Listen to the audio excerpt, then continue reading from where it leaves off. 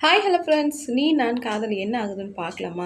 இங்கே வந்து அபி வந்து ரொம்ப அழுந்துனே இருக்கிற டைமில் வந்து ஒரு கட்டத்தில் வந்து அபிக்கு ரொம்ப கோவம் வந்துட்டு, நம்ம ராகவோட ஷர்ட்டை போயிட்டு அப்படியே பிடிச்சிக்குது. "நீ ஏன் இப்படியெல்லாம் இருக்கிற?